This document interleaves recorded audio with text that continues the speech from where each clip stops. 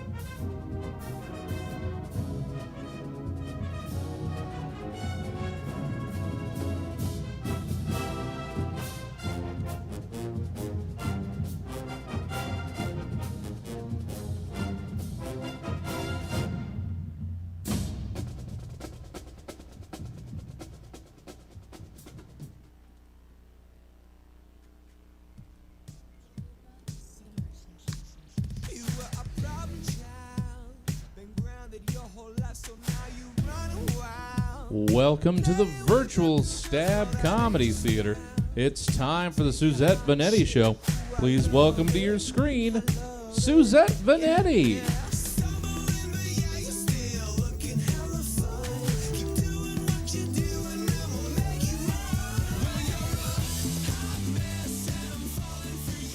Hey everybody watching, I'm Suzette Veneti and welcome to the Suzette Veneti Show.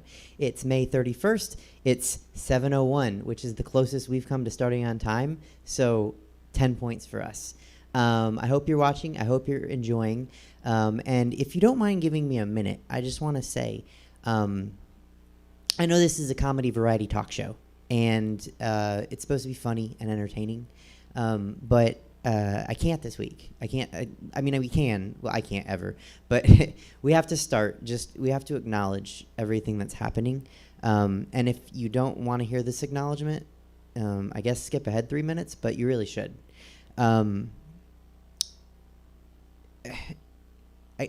This happens every week, and it's awful. It happens every day, and it's awful. And I have this platform. Stab is kind enough to give it to me. And whether I have 3 viewers or 17 viewers, it's kind of, you can't just ignore it and pretend like it's not happening. And I'm grateful to have the platform, but in good conscience, I want to address what's happening. It took 3 months for Ahmaud Arbery's murderers to be arrested, and they were caught on camera. He was just jogging. It was innocent and normal. And on this comedy show, I need to entertain and make people laugh. But first, I have to say that's a tragedy. And I have to say the name George Floyd, because I have to question what happened. And I'm not being novel here or unique. I'm not the only one, of course. But I can't pretend it didn't happen and just go on with the show. It took too long for Hennepin County to charge the murderer with murder. But they finally did, and I guess that's good. And then his wife divorced him really quick too, and that's good too, because he's a murderer. And I don't know if we're supposed to say his name, because we're not supposed to glorify murderers in the country anymore. We're supposed to just celebrate the victims. But he was a police officer, not a mentally ill loner. So we need to figure that out and clean up the people that are supposed to protect us, because they're supposed to protect us and not kill us. Sorry. Anyhow, their motto in Minneapolis is to protect with courage and to serve with compassion, and they could do better, I think. So, right. And I also don't know if he thought it was funny that he was kneeling, since kneeling's been such a touch point in this country for 4 years, but it wasn't, and it shouldn't be. Anyhow, let's see. Yeah, I reached out to the Minneapolis Police Department for a comment, and they didn't respond. So that's their fault, because we can talk about them, and I tried, and they didn't want to respond. There was one bit of relief in New York this week in Central Park. A white woman, Amy Cooper, called the cops on Christian Cooper, no relation. Sometimes white people calling the cops on black people try to paint the black person as an assailant, a dangerous person, which is what Amy Cooper definitely tried to do. But Christian Cooper, I don't know him. I know nothing about him other than what's been reported in the news. But if you were going to paint the image of a person that was probably not an assailant, you'd probably start with Harvard-educated comic book editor, birdwatcher, which is also called a birder. I didn't know that until this week because of this story, so at least I learned something out of it. Anyway, Mr. Cooper is okay, and thankfully the police that reported to the scene took time and didn't just fire first at the black man. But in the fallout, Amy Cooper lost her dog and her job and really her life, and Mr. Cooper didn't want that. But make no mistake, when Amy Cooper called the police and said that a black man was threatening her, she knew what she was doing. And it's almost weird that if I say she should be charged with attempted murder, that you have to think about that and think about whether or not that's accurate. So Changes need to be made. And you know what's really fucked up is if we didn't do the show, or if we made the whole show sad because of what happened and out of respect for what happened, that would make sense. But this thing happens, like I said, every day, all the time. And it's a tragedy. Innocent black men and women and kids are always getting murdered in cold blood by the cops. And there's always white people calling the cops on them for no other reason than racism and fear. And it needs to stop. It happens every day, every week, and it's gross. But again, I somehow have to transition from that to telling jokes. And there is no transition that does justice to that. There's no graceful transition to jokes. And it's going to be ugly and awkward like our country. And usually our goal is to distract and entertain for 90 minutes and to make you forget what's going on in the real world, to transport you to a place where you don't think about the real world. And we're going to try, but also we don't want you to forget about the real world. Not today. Okay, we're going to give you a great show. I have a good show, and so I'm going to get to it. And like I said, there is no transition to jokes. So I'm going to just start telling jokes now. Or, I mean, whatever counts from me coming as jokes. Anyhow, barbershops are opening all across California and America now. And I just wonder, what will white America complain about now? Okay, here we go. Sacramento has the lowest COVID transmission rate of the 50 top U.S. metropolitan areas and has been ranked the second ugliest city in America. Everyone made that joke already, but really, the correlation is strong. Be ugly, don't get COVID. Hawk Nelson, who, you ask? That's right, you're right to ask. Hawk Nelson is a Christian rock group. I can't wait to talk to Chelsea about this. Hawk Nelson is a Christian rock band, and their frontman, Jonathan Steingard, revealed that he doesn't believe in God last week. That's right. Christian rock band, atheist frontman. As soon as he came out as atheist, he also had to stop identifying as a musician. A meme went around showing conservative men who looked like what we would call incels holding loaded guns with the hammer cocked and the trigger finger on the trigger against their genitals. And the meme said that they were doing this to attempt to own libs. Well, I don't know if that's the real reason, because I've read the story that said that they're doing this to show that having a good trigger finger is good. But either way, go ahead, conservative incels. Keep holding those loaded guns against your genitals. We're all rooting for you to keep doing that. A used car dealer in New York City, Ronald Romano, was caught price gouging N95 masks. Of course, that's the masks that hospitals need for their nurses and doctors to not get infectious diseases. But he was a used car dealer, so no one's surprised that he was caught price gouging. Ronald, don't be a clown. And finally, the SpaceX rocket was set for launch, filled with liquid oxygen, which is rendered LOX or LOX. It was then scrubbed because of weather, the launch, not the rocket. And the LOX was removed from the rocket. And I was just thinking, they put LOX in the rocket? I didn't know the rocket was Jewish, but then I looked at the rocket, and it looked circumcised, so I really should have known. My bad. And with that, we're just going to get to the show. And we got a great show, like I said. So we're going to bring on Mean Dave. Mean Dave, are you with us? Yeah, I think so. Hey, how are you? I'm good. Yeah, as good as can be. I've been hearing a lot of what's going on, and I'm not sure what's been going on. What I just know a lot of people are staying indoors anymore, and I've been this has been I guess a rough few days, unless you really like breaking stuff, and then it's been a great few days for some people.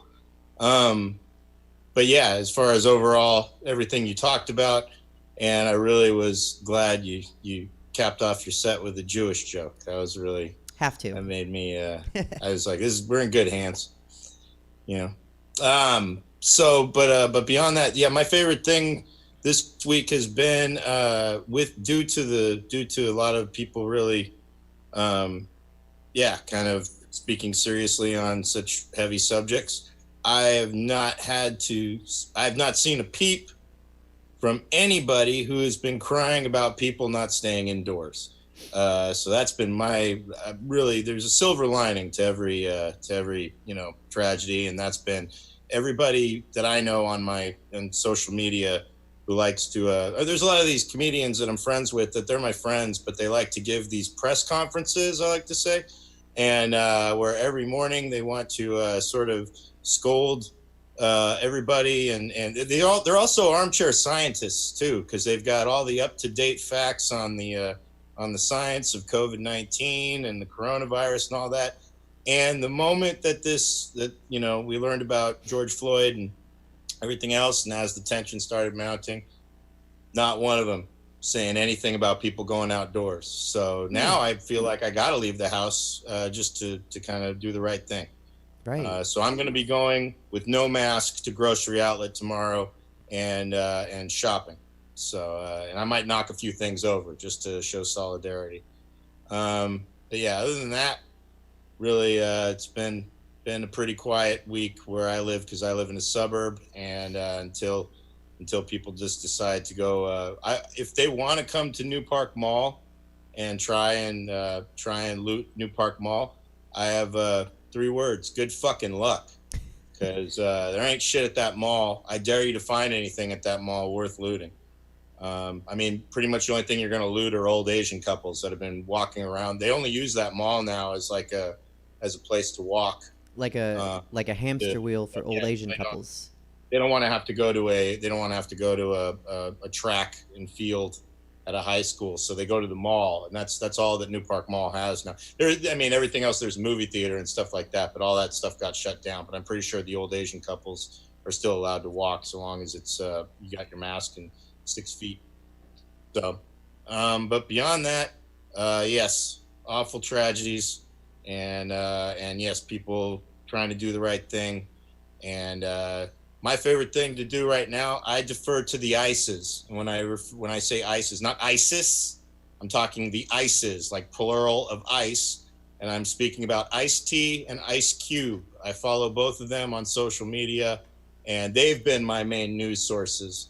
Because Ice-T's been talking about this since I saw Body Count, let alone when he was in his heyday of rapping, and he's gotten a lot of all sides of this thing, both kind of being one of the original people telling people the police are pieces of shit, and then becoming a police officer and acting, starting with New Jack City and then with Law and Order SVU. So he's got a lot of knowledge of just sort of both playing a policeman and saying fuck the policeman, and and Ice Cube as well. I was never really as much of a fan of Ice Cube, but I like his brow. He's got the furrowed brow, which just basically conveys fuck the police without even saying it. So and his tweets are nice. So that's about it. Been a heavy week, so I guess I'll let you continue on with your show, and hopefully the mood will pick up. Yeah, no, I'm sorry to start it with a somber note. Nothing. No, you can't really. It's nothing to apologize for. You didn't do anything. I mean, I don't think so. Did you? No. All right. I called the Minneapolis Police Department. I didn't see you in the video. That's all I'm saying, or any other videos. But it's good. Oh, if I was in a video, you'd notice. I would make sure to find the light. Just making sure. But yeah, no, it's one of those things where obviously you got to talk about it, because how could you ignore it? I was going to pretend to ignore it, and then you just talked about it for 5 minutes, and then I was like, shit, well, I can't really ignore it now. Oh, no. So, yeah, that would have been just plain dumb acting, and I'm not a good actor. Well, in any event, I'm glad that there's some normalcy in my life and anyone watching, and we get to touch base with you, and now everyone knows to follow the ISIS. The Ice-T and Ice Cube. I should probably say Ice-T and Ice Cube, because the more I say the ISIS, it just doesn't sound right. So yeah, Ice-T and Ice Cube. So right on. Thanks, Mean Dave. Thank you. Talk to you soon. Talk to you soon. Okay. That's Mean Dave. I hope you saw his social media handles and his Venmo. Make sure you hit the Venmos of not just Mean Dave and not Stab Comedy Theater above me, but of all my contributors and guests, because we're still out of work, we're still entertainers, and that's still illegal based on social distancing. So we're hustling, we're doing our best to entertain you, and our next guest is no stranger to entertaining anybody. And she has a surprise guest with her, and together they are definitely hustling. Chelsea, can you hear me? Yes! Hi! What? How are you? I'm okay, how are you? I mean, So good. do I look So good. okay? No. Oh, then I'm not okay. Okay. Yeah, it's the upward angle. Come on. Oh, Come on. only you can see that. The audience can't see that. Oh, yeah. No, it's, Yeah. it's your aesthetic. I like it. Yeah. Yeah, well then no, you're fine. Oh, thank you. You're like a tragic, just mistake, and I love everything about it. It's, I have quoted Yes! Ariel trying to be human 75 times since you said it. Bitch, you need to stop asking that question to your guests because I answered it the best, and you need to delete it from your repertoire. It's done. What was the question? The question was, if I was a Disney princess, which one would I be? And I said, you would be Ariel learning how to walk as a human because you're a fucking mess. That's what the answer, and it's brilliant. So delete it from don't ever ask that question again because you're never going to get a good answer. Thank you. Okay, Next question. I will do that. And Myles Weber, thank you for joining us on the show today. Good to be here. Oh, Thanks yeah. for having me. Sorry. She only knows the Ariel Princess thing to be fact because she is in fact Ursula. So I mean that's the only reason that checks out. Look at her. That's true. Oh my God. Yes, I actually said that. Sorry, my pronouns are all fucked up. It's a crazy day. Wow. She asked me that. If you were a Disney princess, which one would you be? I said, no, I would be a villain without a doubt. I don't do mornings. I hate animals. Fuck it. I'm a villain. And she's a poor unfortunate soul. My tits are too big to be a fucking princess. That's really the fucking key. Yeah. No princess would fit into a dress with this shit. It's stupid. Her right tit's as big as one princess.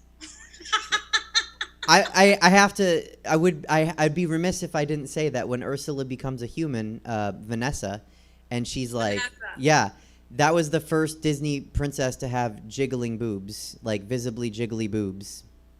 Oh, all right. Yeah. Okay. The more you know. Right. That sounds like your jealousy talking, but that's fine. Yeah, that's good. Yeah, Okay. yeah. I just want to be human, or something. I don't know. Don't we all?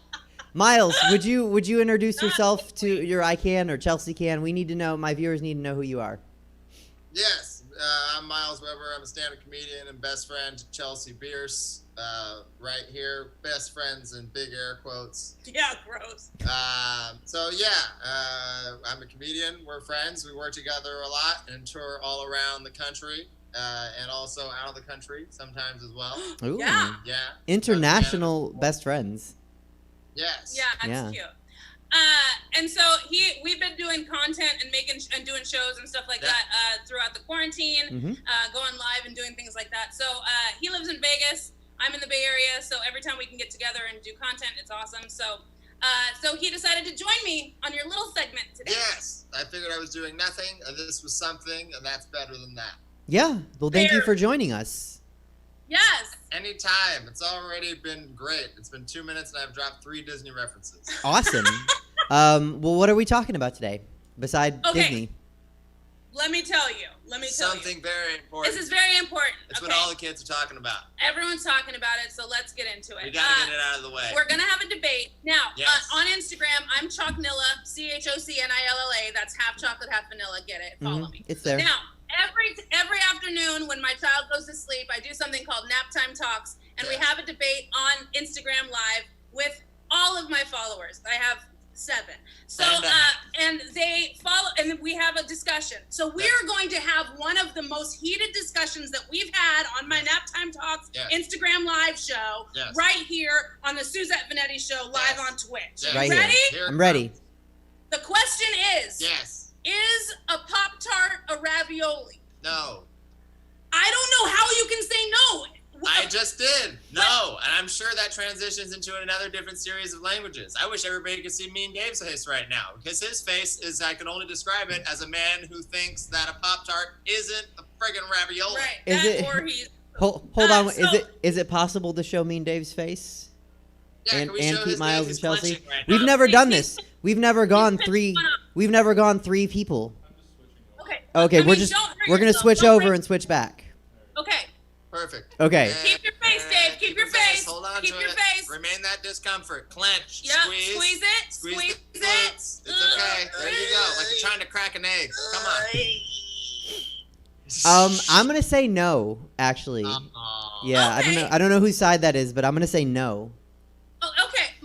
My stance is a ravioli is a pouch of food and flavoring, right? Mhm. What is a Pop-Tart? A pouch of food and flavoring. Would you call cheese flavoring? Do you say that in any other dish? Do you call like, can I get a burrito with guacamole and extra flavoring, please? Could you put some of that on there? Who the fuck says that? I'm gonna start.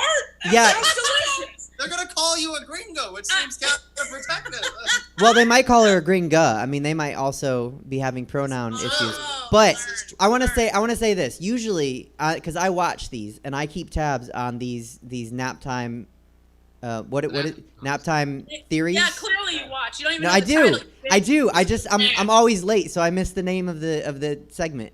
But I always watch, and I usually always agree with you, Chelsea. And then Myles comes in, almost like he just is like taking the other side to take the other side. And like the other day, it was about confrontational. That's weird. Oh yeah, I know. Myles, no, it was the straw. That was the debate. Was the straw? Is it one You're hole? gonna switch our conversation. or is it two? I see what you're doing. No, Okay. I'm not. I'm just saying I agreed with Like, you. Your show, you're fucking in charge. All right, you can One have it. hole. Go ahead. No, I'm back to ravioli now. And here's the thing. I agree with Myles. He made a good point about the flavoring, but also as the only Italian, I don't know, Myles, are you Italian? Yeah, I'm half Italian. Oh yeah, Chelsea, you're Italian too. Oh shit. Me too. I just Don't realized let it. I just realized it. Okay, fine. Well, Together we make one Italian and a half black. I'm Ursula, bitch. I'll fucking kill you. I'll get big and I'll come out of a lake and it's gonna be bad. That's the half black side, except for the part about the lake. yes. get Well, it. then I have to say I'm also Italian, and I, as a self-respecting half Italian Chelsea, how can you call a Pop-Tart a ravioli? I didn't say which stance I was holding on to. Oh. Maybe I'm just being confrontational now because it's more exciting to watch. I don't know. Oh God, it is funny when you're wrong. Shut the fuck up. Okay, my whole thing, and someone made a very good point that one is a pasta and one is a pastry, so they can't even be in the same category. Yeah. Because what? Oh, now you're taking that? Is that your It's not. stance? Yeah, my stance is that a Pop-Tart is not a ravioli. Pop-Tart is not a ravioli. What No. constitutes a ravioli? It has to be savory. So if a Pop-Tart had cheese in it, No. then what is it? I don't think a Pop-Tart. Have you ever tried to boil a Pop-Tart? Yeah, that wouldn't work. A ravioli doesn't have to be savory. I actually had to think. Isn't that bad? I was like, That is bad. Yeah. That is bad that Though you're a been tough, mom. though. You're a mom, so things like that happen on accident, on purpose. You never know. But when it comes to like a dessert ravioli, I could do that, but that would have to be made from dough and then some sort of filling, like chocolate. I mean, we could go downstairs and throw a couple raviolis in the toaster and see what gets down. I mean, we can test the theory. shit, I'll eat anything. I'm Ursula. This is very, very true. Shit. I'll eat anything. She'll fuck with us. All right. Okay, we'll go with yours. Okay. Okay. A Pop-Tart. The only reason I'm asking is because they're both pouches. You Mhm. heat them up. You eat them. It's a self-contained food. That's why it was a question. It's Okay? a good one. It's a good one. I think they're different classes. I've been more vexed before with the debates. This one, Oh, okay. Would you call a Hot Pocket a ravioli? what I call a hot Ooh. pocket or ravioli. Yes. Oh man. I would. I just not blew bad.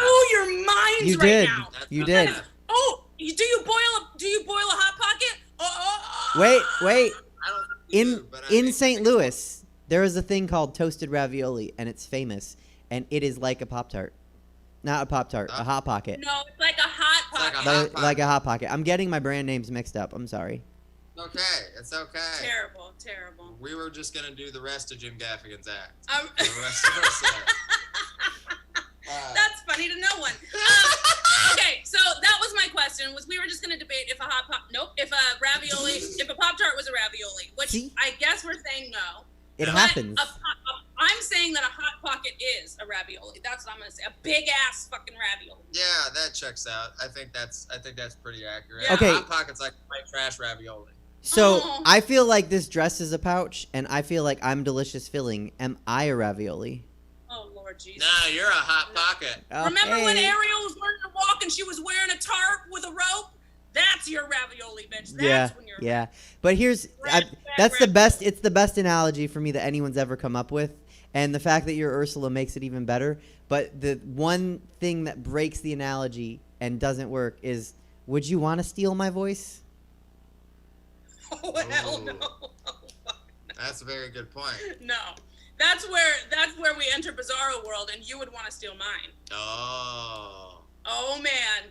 I would watch that cartoon. Parody, I feel it. Let's write it, bitch. It's happening. Yeah. Oh, shit. Oh, my God. At the next drag brunch, I'm dressing up as Ursula. We're going to fucking make it happen. Oh, I know. I'm gonna dress up in a sack with a rope and then just stumble around because that's I know my. that you have that gown. I know that. Can we reimagine the Little Mermaid, where Ursula is the protagonist and Ariel is the antagonist, and this little white bitch comes up on this soulful black woman who sings, and can we please? I think we just made $1 million. I'm just happy with you this think idea. that I'm soulful. That's I mean, great. I what- didn't say you. I said the character. Here's the thing. So you could get inspired by, but We're not doing anything. We could just film this next week. Great, done. easily. Okay. Yeah, Yeah. consider it done. Got Let's do it. got Let's make it. And Okay. we're gonna cosplay at brunch, and I'll be Ariel. You can be Ursula. Miles, Yes. you can come too. I don't know Yes. what you're gonna. Prince Eric. I don't know. You can be somebody. Oh my God. Oh man, I could be Prince You Eric. can be Prince Eric. Do I get to wear a neckerchief? Is Oh, that yeah, what that's a white thing. guys in Disney movies wear? Yeah. Can I be in purple face? Is that okay? No, I don't think Ursula's you're supposed to do purple. that. Oh, you can't do purple face? I don't think you do purple face. All right. We have to ask somebody who's purple. Do we know any purple people? There you They've go. all been eaten. This has gone to a place. Thanks for having us, Suzette. Love you. Love you too, Miles. Will you come back as a guest sometime so I can interview you? Yes, sir. Yeah, man. Have me on, and we'll talk shit. Thank you. Okay, cool. I love you both. I love you, Yeah. Chelsea. I'll message you Love later. you, Sam. Thank you, guys. Bye. Bye. Okay, that was Chelsea Bearce and Miles Weber, and Chelsea's Venmo information was on the screen, and you can hit her up and you can follow her. And we didn't have Miles's because we didn't know he was going to be on the show until last minute. But if you want to Venmo Miles, just Venmo Chelsea, say this is for Miles, and they'll probably split it. A lot of fun. Love them both. Great follows, great comedians. Make sure to catch them live if you can. Same with Mean Dave. Amazing follow, amazing comedian, amazing live show. And with Mean Dave, catch his show In the Meantime. I forgot to say that because I was still in somber mode. So catch In the Meantime with Mean Dave. Chelsea and Miles have a show every Saturday night called, I'm going to try to remember it, This Zoom Show Is Not a Joke. I think that's right. They just logged out, so I didn't get their response. Anyhow, we're going to go with the first interview guest. Let's see. A Queen of Queens. I needed my screen to switch over. She was one of the original hosts of the Sunday Showcase at Sidetracks on Sundays in Sacramento. And she hosts the Pride Night in Vacaville, California. But right now, you can still catch her hosting Pride Night Live. The next show is June 6th. Peers and Queers, Megan Pixel. Hello, Suzette. Can you Hi, hear me Megan. okay? How are you? I'm blessed. Yeah? Yep. Oh, goodness. Can you hear me okay? My internet connection's kind of shoddy, and my MacBook is old as dirt. No, everything's great. I gotta say, you are coming in crystal clear. Well, welcome to my kitchen. I'm sure you can see it from your porch, but Yes. My audience knows that I live next to Clifton, and now they know I also live next to you. yes. Well, thank you for joining us and inviting us into your kitchen. Have you been doing much during the pandemic? Not much. I was laid off of work. I was furloughed temporarily. And then come to find out my job at Nordstrom Arden Fair, they were like, you know what? This mall's terrible. We're just going to cut out. So they just announced that they were closing the store. So, I've just been applying for jobs, taking it easy, spending time with my boyfriend, all that fun stuff, go on hikes all the time, just staying busy, but also being responsible in the things that I do outside of the house, because of course, with everything going on, Sure. It's better to be safe than sorry. But at the same time, I need to get out of the house. Well, no, and I think as restrictions are relaxing a little bit, it's good to make sure to get out of the house. And even if there's still social distancing in place, it's good to get some vitamin D and get some exercise and go for a walk in the sun. Absolutely. So- One thing I'm refusing Yeah. to do, though, I'm not going to any restaurants for a while. I'm not stepping foot in a mall for a while. Even if those things open up, to me, the risk is too great. And, just for my own personal anxiety, I'm not going to put myself in a position where, I may potentially get this disease, at least until, there's some sort of treatment or vaccine. That's responsible not to want to catch it until there's a treatment. I think you're doing your part to help to curb the numbers. Or is it keep the curve low or I think it should be curb the numbers, because let me just say you look fantastic and you definitely are not hiding the curves today.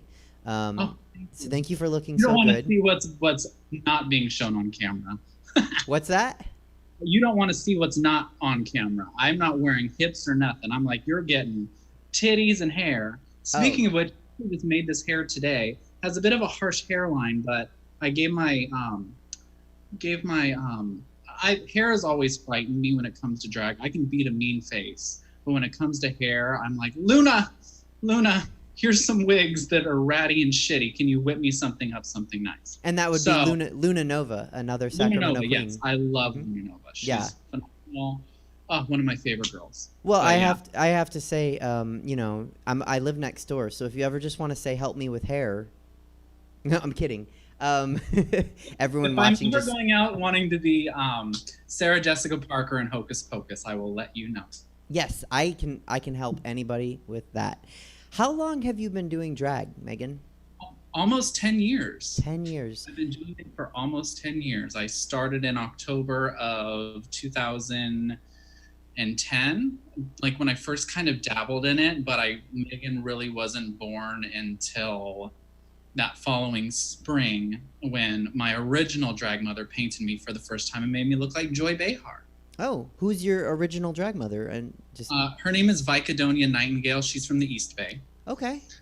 And then Pollo Del Mar swooped in and I guess I'm not going to say saved me, but saw that Vicadonia was, not giving me what I needed at that time. Sure.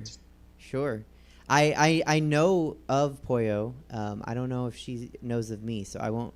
I mean, I'll say hi, but that's fun. So you've had 2 drag moms, 10 Yes. years. That is, I want to say, for any queens that I've interviewed on the show, I think that's the longest. What's it like to have been doing drag for 10 years? I mean, does anything come to mind? I will say that with me, it doesn't feel like it's been 10 years, completely honest to God. It doesn't feel like I've been doing it for 10 years. There was a time where I did take a brief hiatus from drag. I put my work first, drag was secondary. And that's how I always wanted to kind of have my drag be, is I never wanted to make it a career. I never wanted to make it a job, because if I made it a job, I'd end up hating it and I'd become resentful of drag. So it was always a secondary thing. And when, I started moving up in, at the time, Macy's, and then with Nordstrom, drag was always, okay, drag is going to have to fit in around my work schedule. And if my work schedule is crazy, I'm not going to do it. So I took a little bit of time away. But the thing that, that comes with the length of time that I've been doing drag, and all of the younger queens that I've watched when they start to where they're at now, like when they tell me, Megan, you're such an inspiration to me. You are what I look up to. To me, it's flattering, but it's hard for me to believe that I could be that for somebody else. Like, know what I mean? I do, because I think people say, and no one says that, I'm an inspiration, but people do like me, and it still boggles my mind why. So I can kind of get that. But I mean, you have been around for a good amount of time, and you were there before a lot of other people, and you're so good. So I can see why people would say you're an inspiration. How would you say that drag? I want to say let's make it about Sacramento drag at first in this question. How would you say Sacramento drag has changed in the last 10 years? Well, I haven't been around Sacramento drag for all of 10 years because I started off in the San Francisco Bay Area. Okay. And I will tell you, God, why can't I talk? San Francisco drag and Sacramento drag are like two different countries with two different languages and two different styles, first and foremost. San Francisco drag, I found that I really didn't fit in as much because I've always been drawn to more of like the glamour side of drag, whereas San Francisco is always, let's tell a story, or let's look scary, or let's look gory, or, you know, let's be funny. I'm not any of those things. I can give myself a little bit of an edge. Whereas Sacramento, when I first started up here, it was such a medley of different styles. We have like the big hair and the beaded in hairlines of the Imperial Court. We have the baby queens that are wearing something off the rack at Forever 21, and then we had more of the, and then we have more of like the seasoned queens like not Suzette. Just kidding. Taryn, sorry, I was looking right at you, so your name came out. Like Taryn Through You, who has been like the drag mother of all of Sacramento. Mm-hmm. So I would say that Sacramento drag is a lot more diverse and than San Francisco. San Francisco, it's just very different. But since I've been up here, especially when I was hosting Sidetracks, one thing that I loved is that each of those hosts, we all brought something different, and each host kind of catered to a different type of drag queen that wanted to perform. That's really cool. And I think that's something that still exists today. There's different types of styles that the queens have, and you can go to the Sunday showcase at Sidetracks in Sacramento on a Sunday, and a lot of S's in that sentence. And it can be a different show from week to week based on who's hosting and who's in it. Not a better or a worse show. It's just a little bit different because the queens there's such an array of talent, I'll say, in Sacramento. How would you say that drag has changed? 2010 to 2020 is kind of, I want to say, an important time publicly for drag. How would you say it's changed from when you started, and not just in Sacramento or San Francisco, but kind of every, where that you've noticed? How would you say it's changed from then to now in your experience? Well, what I'm about to say is very controversial, but I love conflicts. But in my heart of hearts, I really do believe that RuPaul's Drag Race and the popularity that it has kind of ruined the meaning of what drag is. And the reason that I say that is because you have all of these drag queens now that instead are doing it for the love of the art and, learning the craft, learning how to do their makeup, learning how to do their hair, learning how to make their outfits. They're trying to be this queen that they're seeing on TV, which is fine. It gives them the motivation. My drag inspiration was always Chanel from season 1 of RuPaul's Drag Race. I love her to death. But I feel like as the Drag Race monster got bigger and bigger and bigger, it stopped becoming, a passion of, I want to do this because for activism, or I want to do this for entertainment or for comedy. It kind of became this thing where, I'm trying to be on the show, or I'm trying to be this drag queen, and, I'm going to take out a loan to buy this expensive gown, but I don't know how to lip sync properly. Like, it just created this vain sort of idea of what drag is. And thankfully, I don't see that as much in Sacramento. A majority of the queens that I've interacted with in Sacramento are very humble. They make their own outfits, they do their own hair. Some of them have aspirations to be on Drag Race, which is great. I had one time wanted to be on Drag Race, but I don't desire that anymore. But, in the grand scheme of things, I think that it's the priorities of what drag are have shifted. Interesting. I will say that being that, because I have one foot in the comedy world and one foot in the drag world, and I've noticed that sometimes people start doing comedy or drag just because they don't know what else to do, and they think that it's a great way to become famous, and that's what they want. Whereas I know I can't help myself from making a joke, whether it's appropriate or not, in line at the grocery store or in line at the bank. I want to entertain and dance around and lip sync, even if 3 people are going to watch. It's just something I have to do. And so I see what you talk about sometimes in other performers, and it's like, oh, do you want to do this, or do you just want to, is this just an avenue to becoming famous? Exactly. Yeah, that's my thing. Like, I can speak for myself. One of the reasons why I wanted to do drag is because growing up, I was an incredibly insecure person. And when I have all of this on, all of my insecurities are gone. You wouldn't catch me dead as Andrew 10 years ago on a stage in front of people, performing, lip syncing, or doing anything like that. But the minute I got this on, I was just a totally different person. So I use it as a medium to better myself and, build up my self-esteem, because, for so long I was, ashamed of who I was, not sexuality wise, but, appearance wise. And, I'm covered in acne scars and shit like that. So drag was a vehicle for me, is kind of like a therapy sort of thing. It was never about, I want to become famous. It turned into that when, I wanted to get on RuPaul's Drag Race because that's what everybody wanted. But then, I sat back and I, was like, do I really want this? Do I really want to put myself out there and be ridiculed by, the entire nation? And that's a whole different subject we can talk about.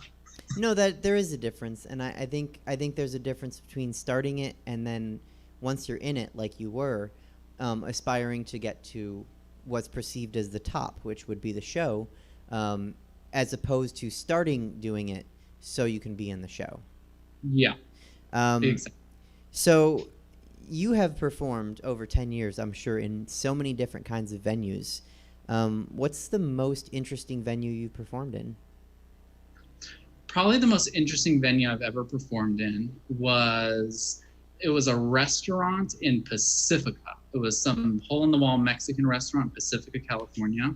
The pay was really, really good, but it was the first time I'd ever done like sort of a restaurant gig. Mm-hmm. And it was weird. Like, have you ever seen the movie Hedwig and the Angry Inch?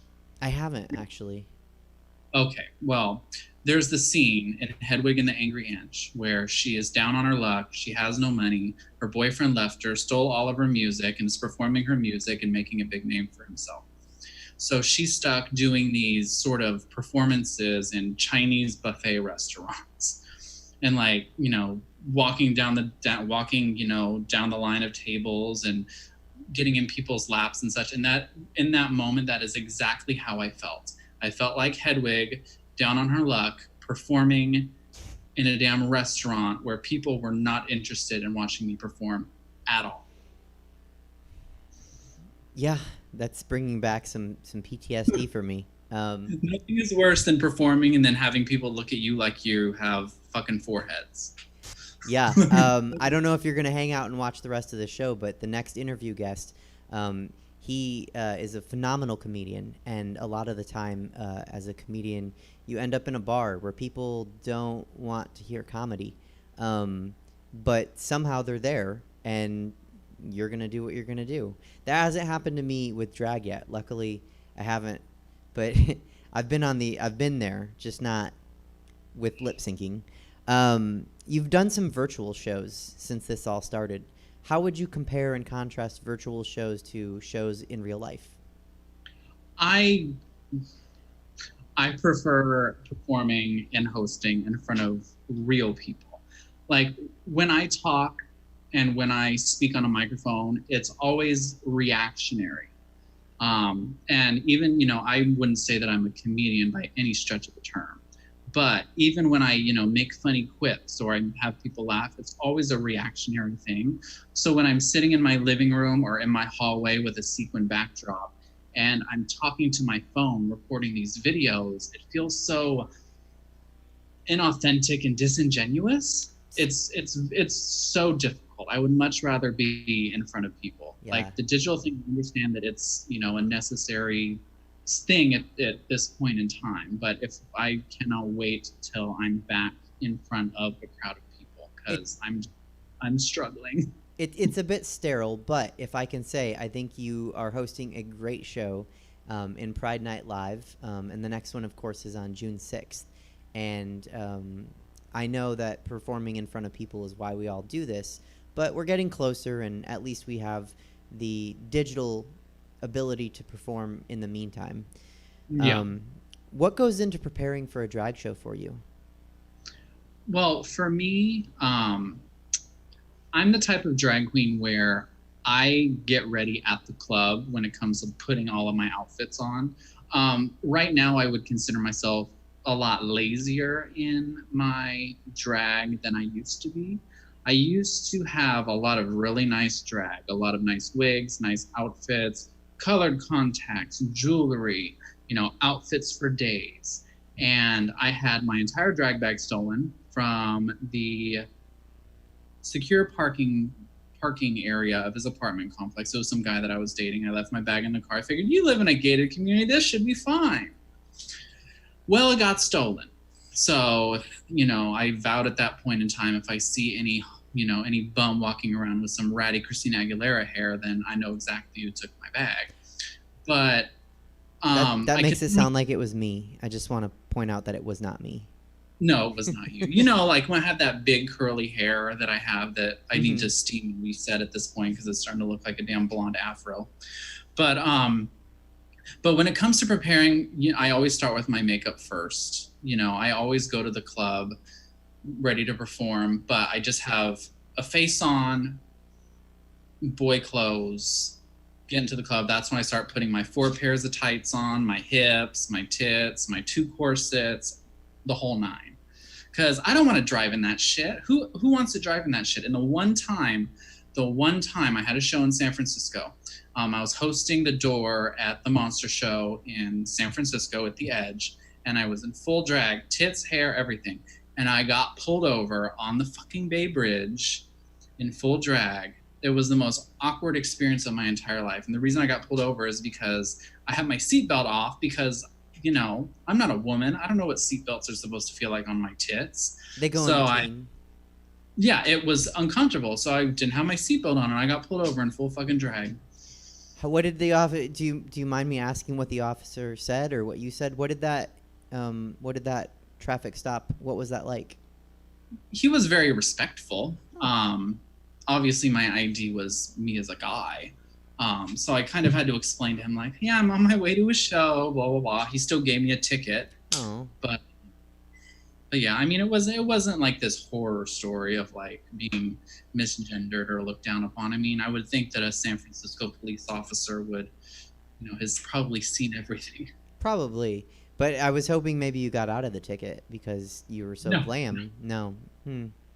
All right. No, these phone kids have no power. Well, also, like, there is no excuse not to wear a seatbelt, but that is a good one. Like, so he could have left you off with a warning. Yeah. How long does it take you to do your makeup?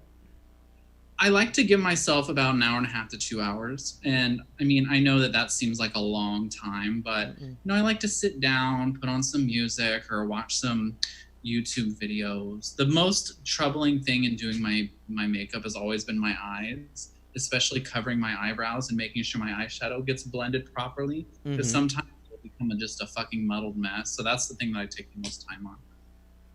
Well, let me ask, you mentioned that you kind of took a hiatus. What got you to come back after a hiatus? A couple things. A lot of it was the encouragement of the other Sacramento girls that had said that they missed me and that, I was an inspiration to them. And it took a lot for me to actually see it in myself. And I actually developed a close friendship with I Am Thunder. Mhm. And, she kind of lit a creative outlet in me that I hadn't had in a while. So she inspired me to start making more outfits and, improvise and conceptualize different performances and different numbers and things like that. So her and Luna really,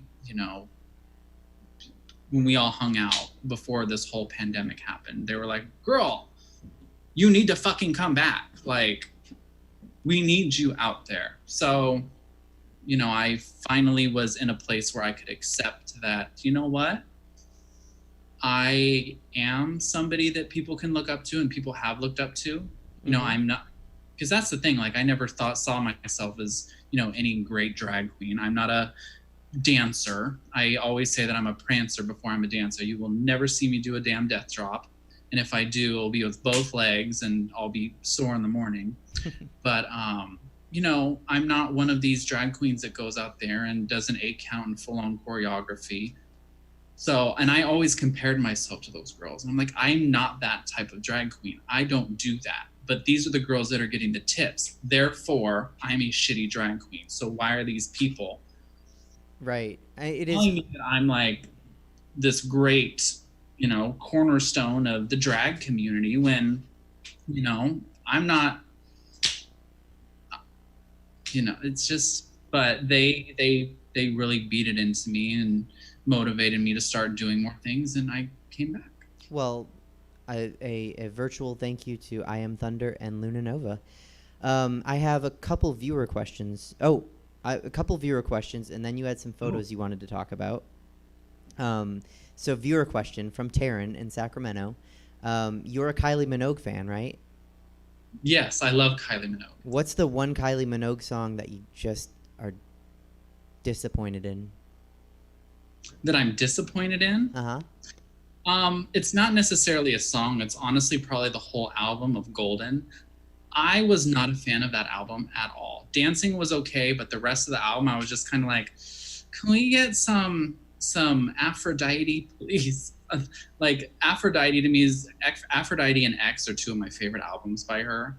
But yeah, I'd probably say, not just one song, but the entire Golden album. I gave it one listen to. It was just like Lady Gaga's Joanne. I was not a fan of Lady Gaga's Joanne. Okay. I love a good beat. I love a good 8 count. I love a good music where I can flip my hair and all that shit. So yeah, that's another. But I love Get Out of My Way. Okay. From Aphrodite. Everyone knows that is the song that if I have nothing to perform, I will perform that song. It's good to have a standard, like a go-to. Yeah. Another question from Taryn in Sacramento. If you've seen Megan perform, you've probably seen her perform that number. That's not a bad thing. Everyone has what they're known for. Another question from Taryn in Sacramento. If you were going to do a song and it wasn't going to be a top 40 song, what song would it be?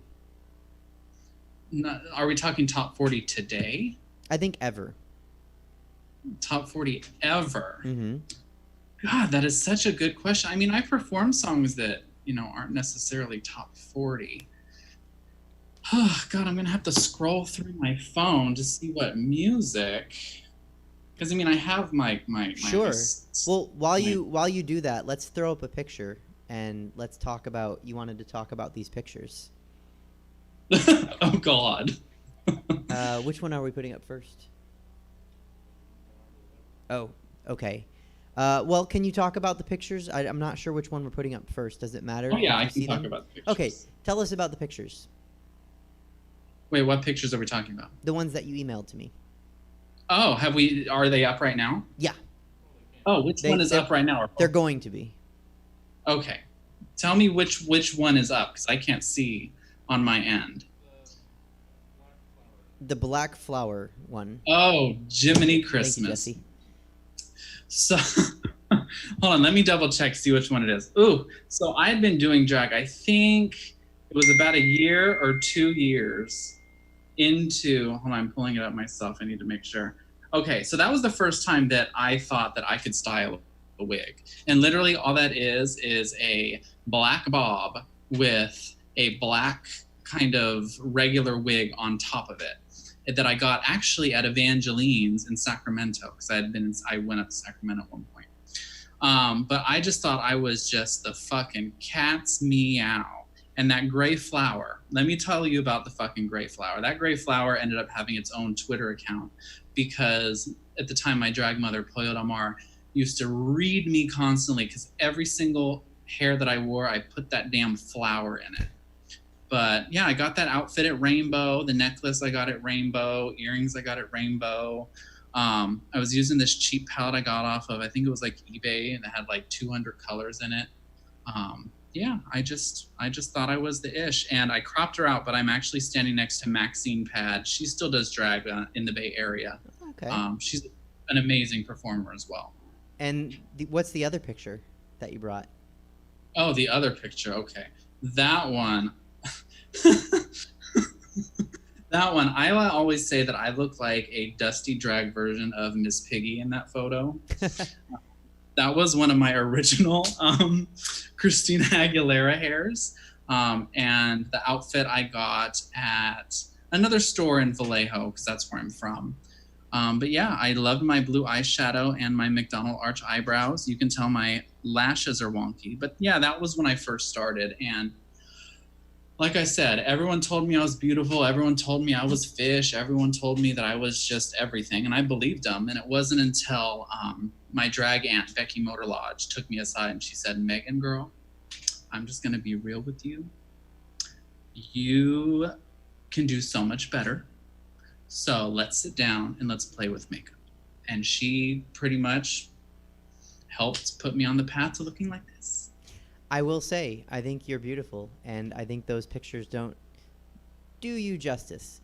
And I think that you talked about Pollo and your drag aunt, and I have to say that I agree. Like, I would be nothing without my drag mom, my drag aunts, my drag family. So that is really important to me too. And some people get there without the help, but the help sure is appreciated from me, and I think from you as well.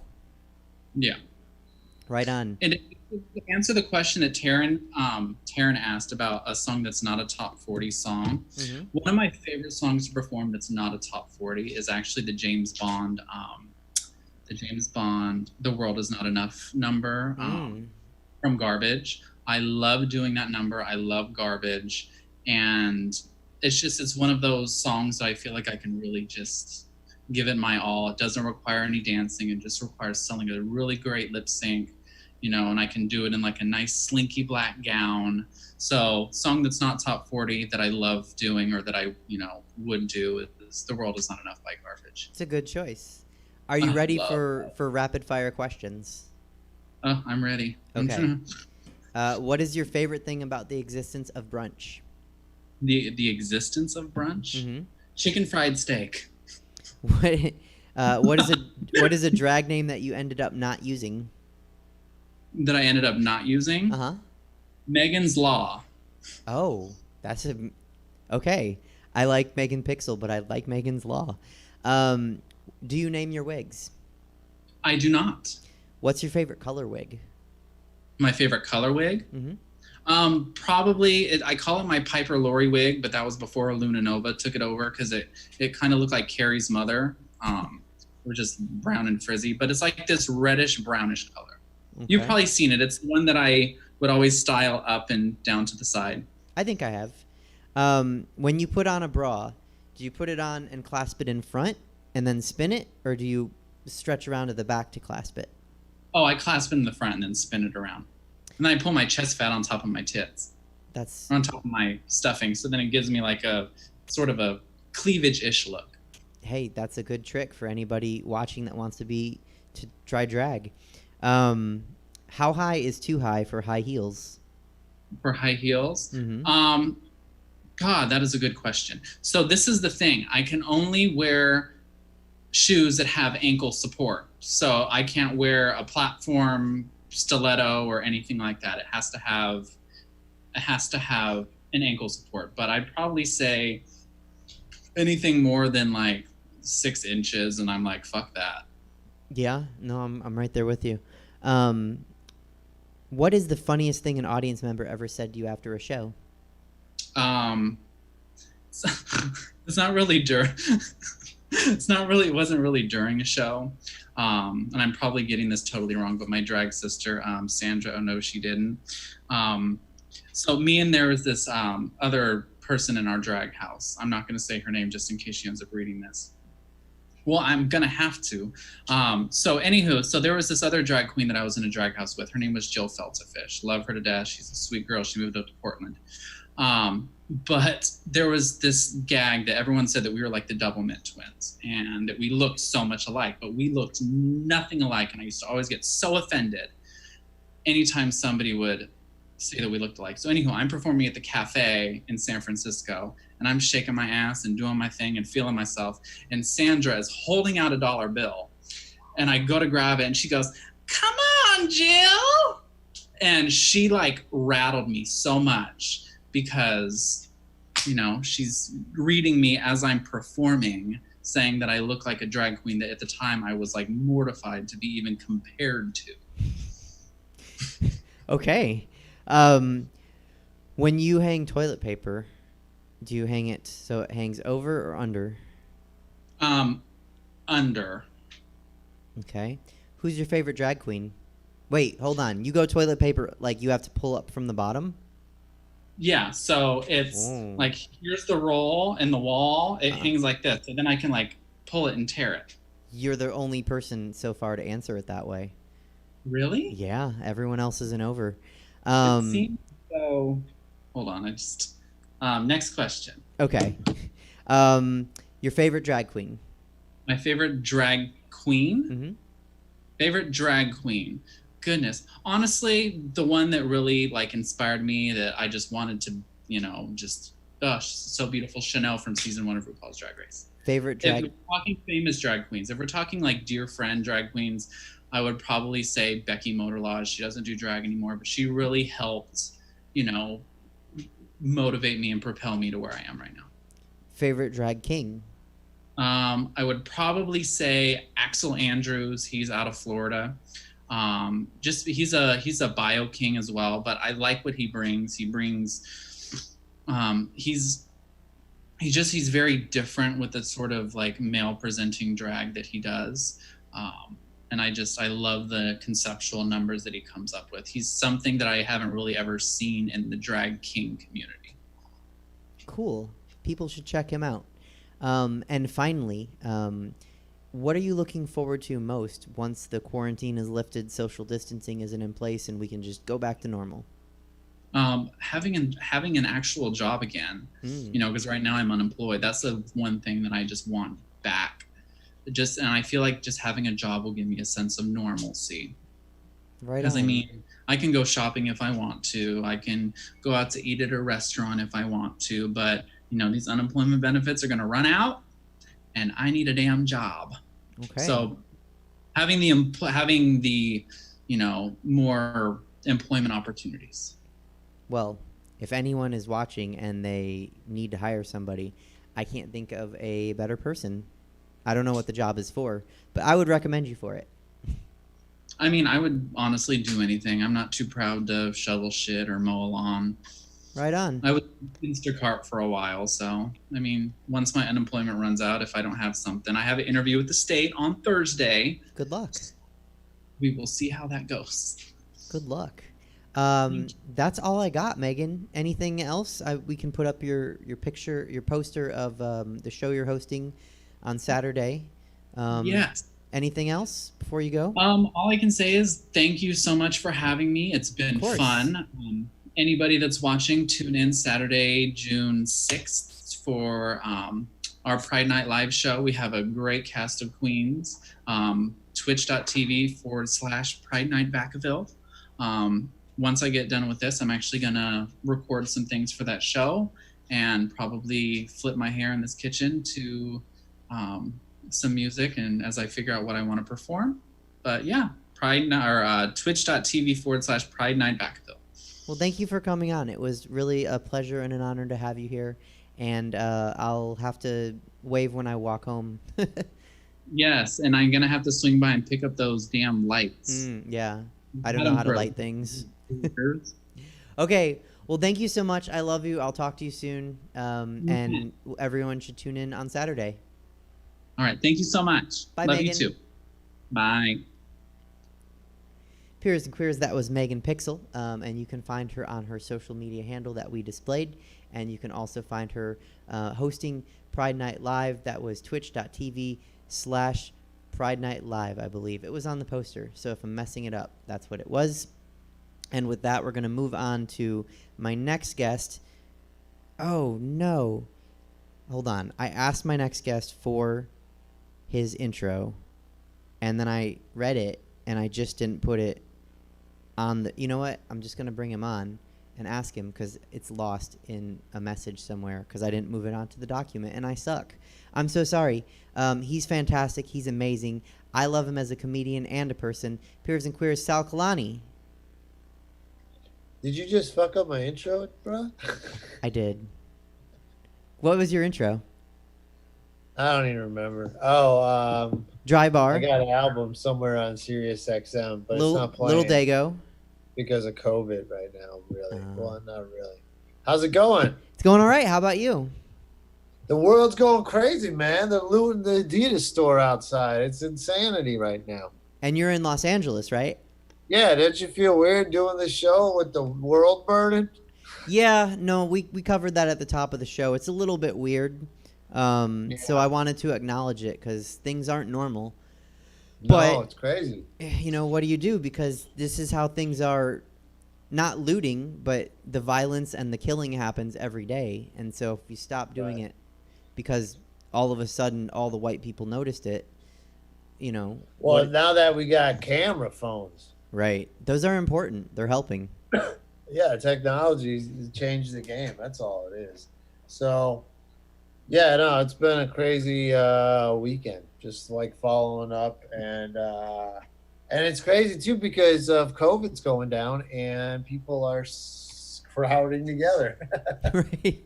It's weird. It's like stay 6 feet apart, and then everybody crowds together to riot and protest. So, yeah.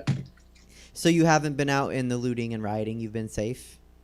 Hell no. I'm watching it from the helicopter cameras in the comfort of my own apartment. That's it. I'm glad that you're... What about yourself? What do you got going on? Well, there was some rioting in Sacramento, and I watched it last night from an apartment that was above it. I didn't plan that. That makes it sound like I knew it was coming, and I was like, oh, I got to get a good seat. It just happened. I was just visiting a friend, and You were watching it live, like not on TV? Yeah, like I have a cell phone video where I video the outside that's happening, and then I panned over to the TV coverage that was covering what was happening outside. Like I was in the window. Wow. Yeah, it was crazy because all of a sudden. What were they doing? What was I doing? No, what were the rioters doing? I was like watching. So we first noticed because there were some M80s that went off, like probably 4 of them or 5 of them before we were like, okay, what's happening? And then we looked out the window and just a bunch of cars and people just were flooding. And it's a one-way street. It's the main thoroughfare in Sacramento. But like the street just filled up, which is weird because it's COVID time. And so this isn't really normal right now, but just a flood of humanity coming down the street. And the police were flushing everybody up into the neighborhoods and away from the businesses. And they set up kind of a perimeter on this intersection that was below the window I was watching from. Wow. Yeah. That's crazy. Nuts. And I have a lot of thoughts about what was happening, but I don't want to interview me. I want to interview you. So what have you been up to during the pandemic besides watching? Well, I was watching the coverage? looting last night, and they looted the Adidas store. And I don't know, but I was laughing. It made me laugh a little. Because you see a guy going in and you're like, oh, is he going to get the shoes? He's going to get away. And then he does. And then another guy's coming like, oh, he's going to get away. And then a cop knocks him down. And you're like, oh. So it was definitely, it was entertaining. We don't have live sports right now. So you got to watch the looting out the Adidas store. That's what I was going to say. It sounds like you were watching a Browns game. Oh, it was good, except They didn't win. I don't know. I'll way go more ahead. sacks in last night's game. Yeah, I'll go ahead and tell the audience you're from Cleveland originally, so you are a Cleveland Ohio, sports baby. fan. I've been fighting with family all month, all term, all 4 years of this administration, and we continue to fight to this very day, my friend. Yeah, I wanted to ask you about that. Do you mind talking about that? No, man, I don't care at all. So you are, I love following you on Facebook because you are honest and open, and I think the kids would say you put people on blast, but that's not why you do it. You do it because you are firm in what you believe and who you are, and I think it's great. And so, Well, thank you. the question I was going to ask, I need to find it because it was at the bottom. Did you lose it? It's probably next to my intro. It's next to your intro. Why is it important to be honest, open, and vigilant against the fight of ignorance? I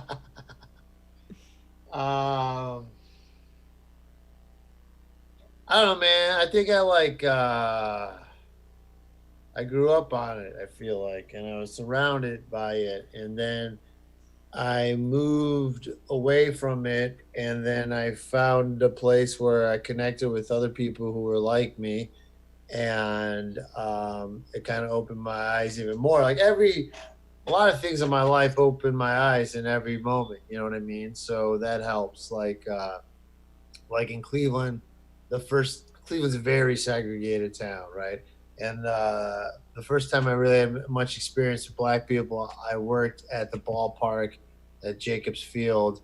And, I worked in the kitchen, and a lot of days I'd be the only white guy. And that opened my eyes so much to a different world. And then I moved to San Francisco, and that opened my eyes up to the gay community in a whole nother world where you didn't have friends growing up in high school or even elementary school, junior high. It was white, man. It was all white, it was mayonnaise every day. So yeah, then everything opens your mind more. So then when I see people repeating that ignorant bullshit and supporting hate, it just drives me crazy. And hypocrisy drives me crazy too. Religious hypocrites. It's another thing. I grew up Catholic, and when you see hypocrisy, it just pisses me off. And I can't help but just everybody, So That's part of why I love you as a person, because well, thank you. I agree. And then you're opening my eyes up to the drag world. So there we go. Oh, well, my pleasure. You should next time you're in Sacramento, catch a drag brunch. Hang out. I got to stay later. I always got to make the drive back, No, it's a 6-hour drive that day. Well, I've realized what I need to do to further introduce you to the drag community. I need to book you, which is something I've been wanting to do. My list just got messed up by this whole thing. I should be 3 or 4 shows in for the year, and all of a sudden no shows. So I'm gonna get to it. Yeah, no, it's crazy. Have they told you anything about when shows can continue or no? So it seems different because the theater I'm in right now seats about 30, right? So are they gonna be able to open before Punchline Sacramento that seats 250? Is there a difference because they're both entertainment venues? Okay, yeah, but when's the last time you did Sac Punchline? So I had a show on March 15th, which is the day everything got shut down, and they went ahead and canceled it on the 13th. I got an email saying, we're shutting down. Oh wow! On Saturday night, your show's Sunday. Sorry. I have a date in San Francisco on. A date for a show, not a date because no one wants to date me, but I have a show date in San Francisco on July 21st, and I'm kind of curious. Right now it's still there, but are we gonna be able to put enough people in the crowd for me to be able to pay everybody? Because with social distancing, what are the rules? What's the dynamics? Yeah, I don't know. I was supposed to do shows in San Francisco next week. I never heard. I mean, it's not gonna happen. Right. And then Sacramento, I heard the other club over there did a 25% audience show, which I think is kind of strange in itself. Laughs Unlimited. Yeah, they opened, and props to them for opening and bringing some comedy back into the world. and if they can make it work, that's great. But I know, like, personally, I wouldn't be able to pay everybody if I did a 25% audience show. Yeah, I don't know how they make any money, man. So it's a tough game right now. It's a tough business to be in. it's illegal. That's what I tell people when, you know, I talk to unemployment or whatever, and it's like, well, my job's illegal right now. I can't ask people to congregate. So you this is interesting. I don't think you've watched the show, but something I've discussed with a lot of the comedians and some of the drag queens is virtual shows are out there right now, and it's possible to do them. And some comedians are, some comedians aren't. What's your take on the virtual shows? Well, I mean, you know, if that's your jam, that's cool. I did one. I didn't really enjoy it, and you know, it's tough. I mean, I told the story. That's fun, but it's tough because, you know, in comedy you feed off of the energy from a live audience. So Yeah, I've been doing trivia nights on Tuesdays and Wednesdays, and that's been kind of fun because, you know, just asking questions and giving answers, and you know, there's some friends of mine will join, some comics I know, and we'll play around and stuff here and there. But yeah, that's just been very fun lately. But yeah, I don't know, man. It's tough. It's tough when a live audience is such an important part of it, you know. And you know, with these shows, like, you can't even hear a crowd laugh because you got to mute everybody because, you know, people could just talk over the comic, and there's a whole nother level of heckling here. Everybody has a mic. that is, yeah. I mean, and what I've noticed with Zoom, like for work meetings, if I'm lucky to get any, or just, you know, playing Pictionary, somebody will drop a pen, or their cat meows, or their kid runs by, and all of a sudden the screen's on them. And I can't imagine trying to do comedy when somebody, you know, opens a can of pop, and then I can say that because you're from the Midwest too. When they open you a can dropping pop. I thought you're in California, right? No, Pittsburgh. Oh, that's right. Pop. That's classic, man. So when you open a can, someone opens a can of pop, and then all of a sudden the camera goes to them, and you're trying to tell a punchline. I can't imagine how frustrating that would be. Right. Yeah. It's just. Yeah. Just and even the laugh is like delayed, you know, because of the sound. But whatever. It's still pretty damn impressive what we could do. You know, that's one thing. Everyone's complaining about not being able to leave the damn house. Look, man, like, this is the time to do this. Like, I could talk to you right now. You're 6 hours away, and we got face to face. You know, like, you could stream any movie you want right now in front of the TV. Like, it's not that bad. Okay, you could have anything delivered to your fucking house in 2 days. So it's just. And that's a product. I mean, you can get food delivered in 30 minutes. Yeah, I mean. Yeah, it's ridiculous. Like, I'll go to the grocery store. It's very stressful. I don't like it, but you know, I go knock it out. It's not that big, you know, of a deal. You know what's funny? The easiest business that I've had to deal with during quarantine is the weed store. It's so easy. You just call ahead. They have the order. They wrap it up. You show up. Here's my license. Here's the money. Thank you. Bye-bye. Like, the grocery store is a headache. Walgreens is a headache, but not the weed store. How does the weed store usually work if it's not so efficient in normal times? Well, it's just like it's just nice you can call ahead now and put your order in. That's huge, and because usually you got to sit there. There's all these idiots. I don't know what I want, and then, you know, what's this like? And I'm like, give me the cheapest shit. Let's go, baby. So now I could order it on my phone, and it's ready in like 20 minutes. So they kind of combine the best parts of, like, a corner drug dealer and a weed store, and that's what we have now. Yeah, it's the game's changed, baby. I hope they carry that forward. Like, I hope they take that and make that part of their business going forward for you. Yeah, keep it in the mix. Keep pickup in the mix all times. You mentioned that you're hosting online trivia. Yeah. That's something that I know you used to do when you were in San Francisco. You used to do in person. Have you been doing it in LA, or did you just start doing it with the pandemic? No, I was doing it in LA for like a year at this bar and in Silver Lake, and it's been really fun. and taco bar, mezcal margarita bar.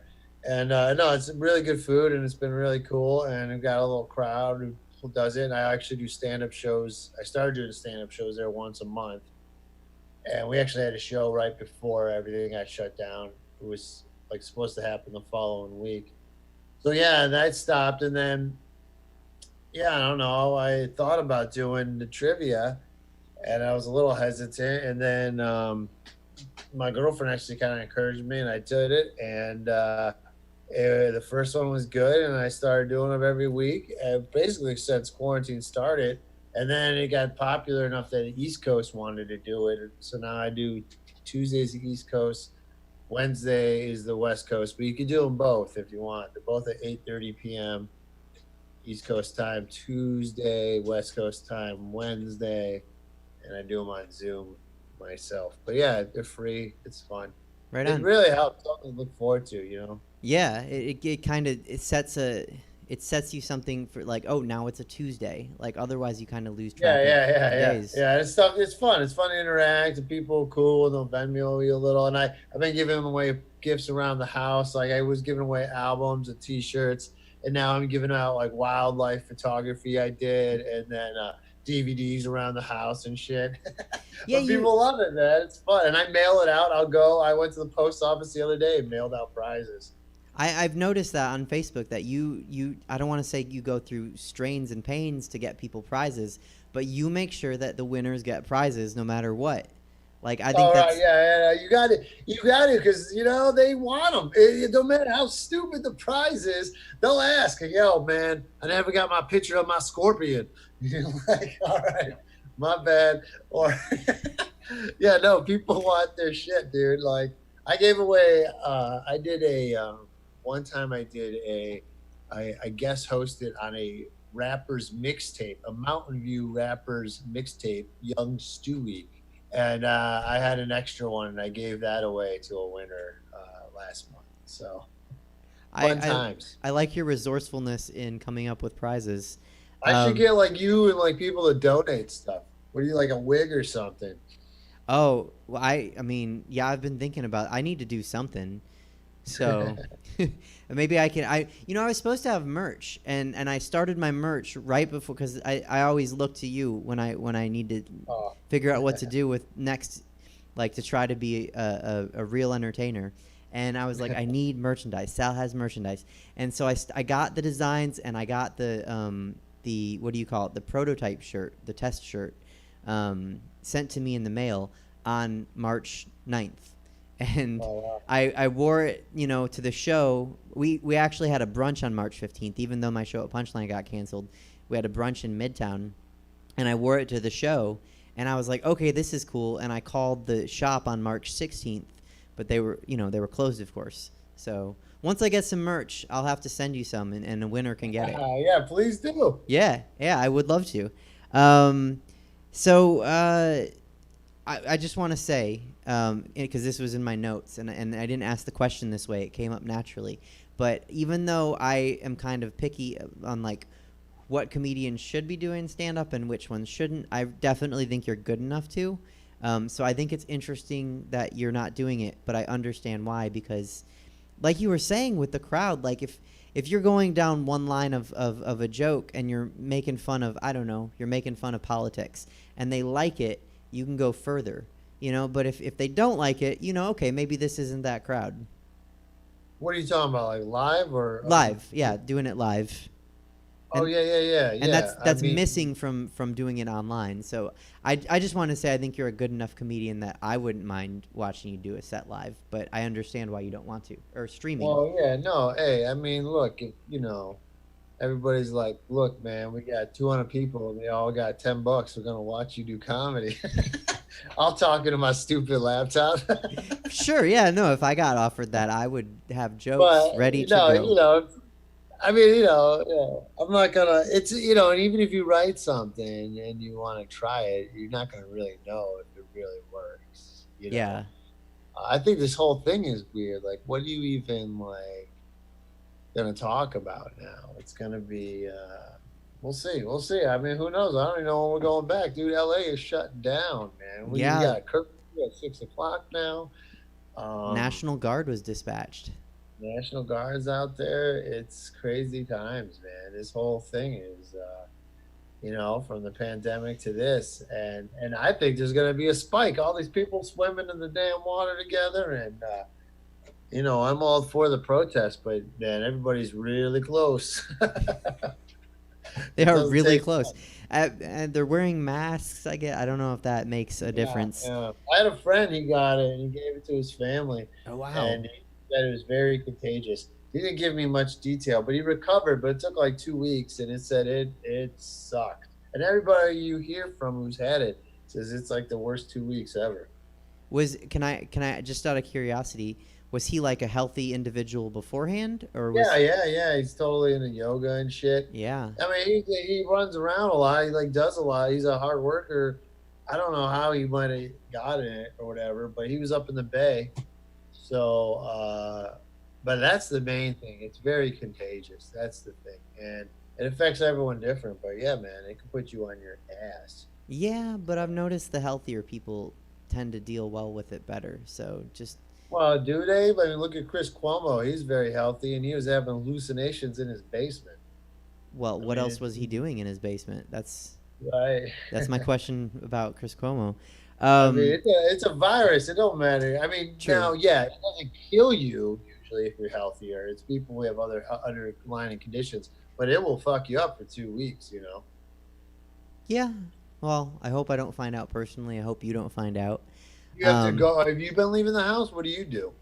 I have been leaving the house, but I take precautions and I'm careful, and I try to wash my hands and not touch my face and not touch my mouth. I'm pretty practiced at that, so it's kind of second nature for me. But I've been lucky so far. But when I need groceries, I gotta go get groceries. And you have to go to work or no? No work really. Well, that's good. Yeah, so trying to do what I can do, but there's just not a lot out there. I wanted to ask, so you said you do shows on Zoom. Is there a reason that you would pick Zoom to do it as opposed to Instagram?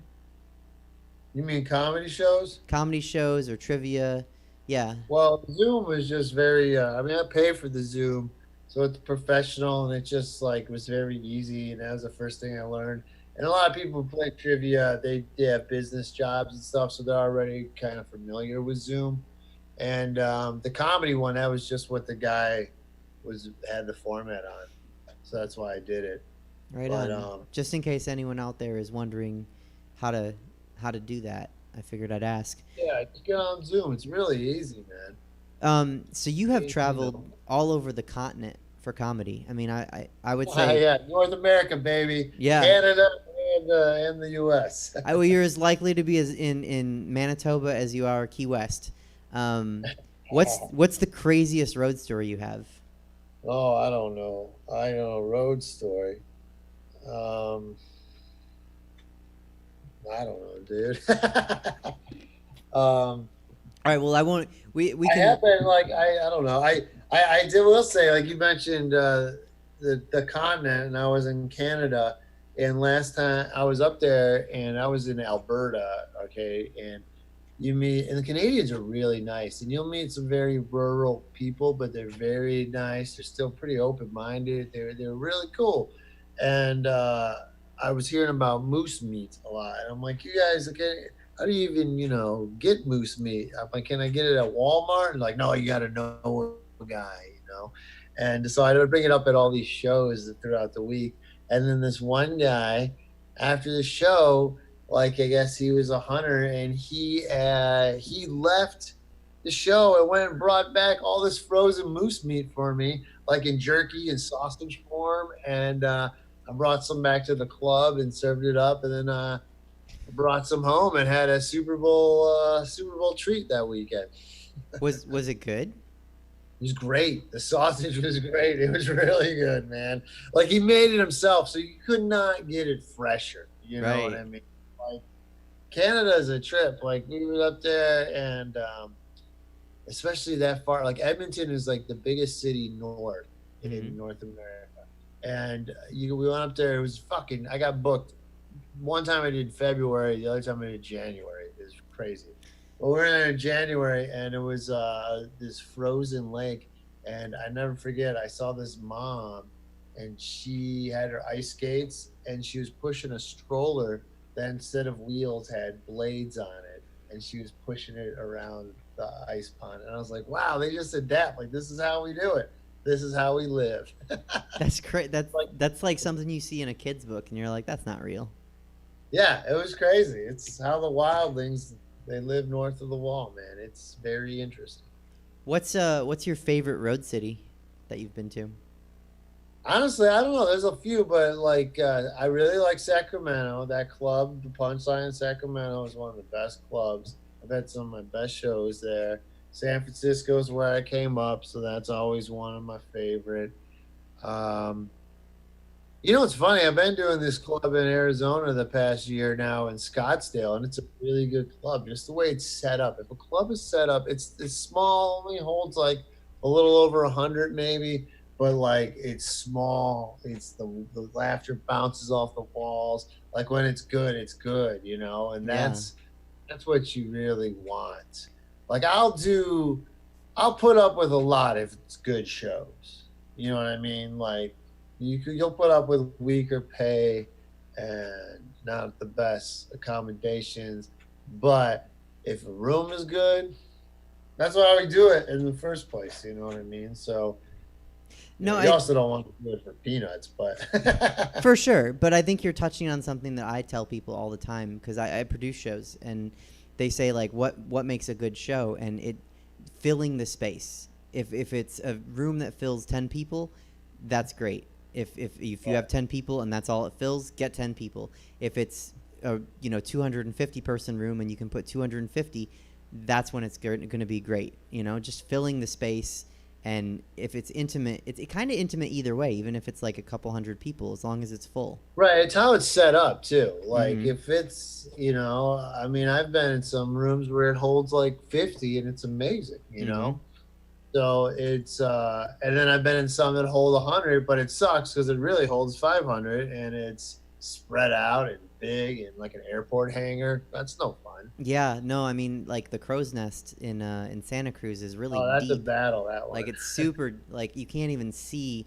It's like it's almost like a golf course. Like there's like a dog leg, and like you can't even see the green, and you're trying to like hit the jokes into the back corner, and you're like, I don't know, I can't see you guys.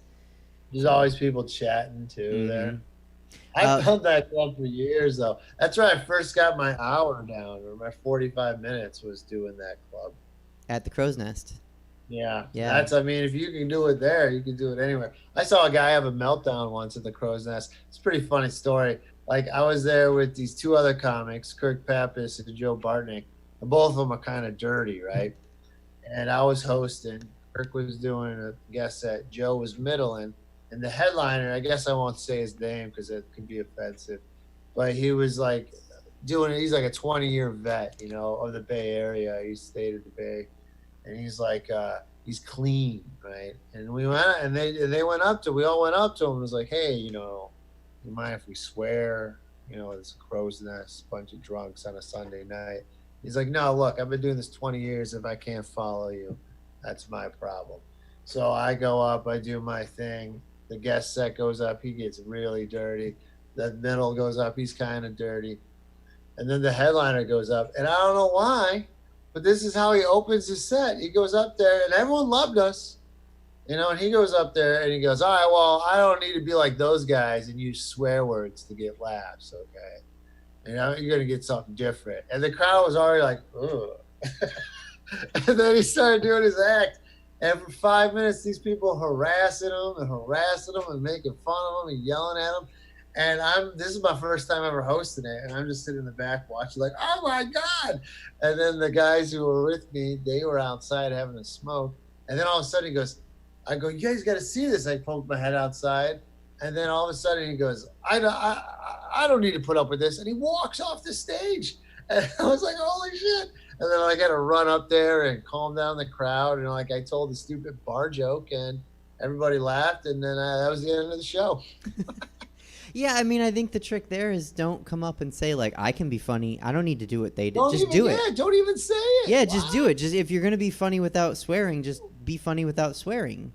Exactly. Just do your thing. It was so weird, man. It was, but you know, I always loved the Crow's Nest. I almost got into it once with a group of Hell's Angels at the Crow's Nest because I can't keep my mouth shut about things. And there was these Hell's Angels in the front row, just two of them, but there was, well, maybe two or three. But I was doing some joke, and I don't know. And then I made some message about Altamont, you know, and where like Hell's Angels, it was supposed to be like the Woodstock of the West in 1970, and these Hell's Angels were security guards, and they killed somebody, and it was a terrible idea. And Altamont's right up there, not far from San Francisco, and these guys got all like they were laughing the whole time until I talked about that, and then they were like, "You don't talk about that," and I was like, "Oh man, I'm sorry, man. I just, you know, I like history." They didn't like history, though. They didn't appreciate it. Yeah. Well, I mean, definitely, I can't wait for you to come back to Sacramento. I do love my show at Punchline. And also, I'll have to bring you here to Stab Comedy Theater because it's set up pretty great. That's in Sacramento? Yeah, it's in Sacramento also. Cool, man. Yeah. So we'll have to... This is cool to have. I saw the feed on another computer, and it looks cool. I like the background and everything. Yeah. Yeah, I love both theaters, but definitely Stab is pretty cool because... Theaters are always the best performance spaces, too, because there's less distractions. Everyone's there. They're focused around you. I love it. Yeah. I love it. Yeah, definitely. Finally, you are a voice in a video game. Yeah, old video game. But yeah, well, it's a couple of years old now. Spike Lee directed a movie in an NBA 2K game, NBA 2K16, and I play one of the recruits in the game. It was just a one-day shoot for me, but it was pretty cool. I got to, you know, I auditioned for him, and then I got to be on the set, and then he thanked me afterwards, shook my hand afterwards. It was a really cool feeling. Like I really had it memorized all weekend. I hate when I had the audition and then they changed the script for when I got the part, and then you're like, oh, I gotta relearn. Yeah. But yeah, it was cool, man. It was cool. I have a little picture of it up on my wall. I felt like they got like half my face right. Like the top half, bottom half, right half, left half? Or Yeah, just a little, like one half, and then I was like Two-Face, I feel. It's funny, I did a show, one of the shows I did in Arizona last year, and these two kids like in the like late teens recognized from the video game. That's awesome. Yeah, it's hilarious. Man. Did you ever think to yourself like I should voice a video game character or a cartoon character? Oh, I would love to. But I've only you know, I've never really succeeded much on any voice memo game. Like I think it's such a specific voice. Like it's not like a clean corporate selling voice. It's hey, that's the cartoon character that lives in the trash cans character. You know, that's the voice I got. So if there's that part, I want to kill it, but I haven't found it yet. Well, I'm gonna have to write something because I think you have a great voice for. Well, I for that. would love it. I would appreciate it. I would do it for say, hey, look, I'm willing to do this show. You know, I'd do anything for you. Oh, well, thank you. So I am to the point in my interview where I'm gonna ask you rapid fire questions. Are you ready? All right, yeah, let's rock and roll. Okay. Walk up song. What? What's your walk up song? Walk up song? Hmm? I don't know, man. I have like a million. Like, what do you mean? Like on the stage? Yeah, like if you were doing a show tonight, if the restrictions I'm are lifted. running the rapid fire right now. And you're walking up on stage. What's your song tonight? I don't know. I like download like 10, 20 songs every week, and I'm always into different stuff. And we'll usually but usually it's probably something rocking. It's gonna be rock. I don't know. I'm a big fan of Nirvana, Ramones, Hendrix, so something rocking like that probably. Right on. People do AC/DC. That's a little overplayed already. It sounds good, but I'd have to do something different. I like I the didn't answer. really answer that well. So the next question you kind of answered already. What's your favorite venue to perform in? You named a couple great ones. What's your favorite show? Do you have a show that you perform in regularly? No, what do you mean the show? Like a showcase or like a regular No, recurring show? Well, I guess every show is different. It's hard to say which show. There's clubs and cities I like, that's for sure. And but I guess like I really like if you have it between like 100 to 250 seater is always like a great in an intimate room. That's the best. But I mean, yeah, I don't know. I'd say like I said, San Francisco, Sacramento. Those are two of my faves. And Philly was always fun. I've done Philly. That was always a good time. Cities is kind of what I remember more than the clubs. Okay. Do you have a least? Do you want to tell me your least favorite city? Well, a lot of these redneck ones like that I've done, like Modesto, I got into it with people. Medford, Oregon, I've got into it with people. It's really hard to do Trumpy rooms now with a bunch of Trumpies in there because they don't understand. It's just ugh. So I mean, it's not good. It's not good. So yeah, no, there's definitely that. I mean, it's funny though, man. That's not really like Canada because even the conservative people in Canada are cool. It's weird. I'd get along with hunters and like, a lot of the oil guys who hate the prime minister, but they're still more liberal than what the hell we are down here. Well, they're probably also more polite and more respectful, I guess. Very much so. Yeah. They're more educated on stuff, and they all get their free health care and they love it. And it's there's no horror stories. It's all bullshit, dude. It's all bullshit sold to us by the insurance and pharmaceutical companies. Yeah, you're not wrong. What is the funniest thing an audience member ever said to you after a show? Nothing, dude. They ain't funny. That's why they're not on the stage. Who is your favorite comic? Alive or dead or however you want to answer. I don't know.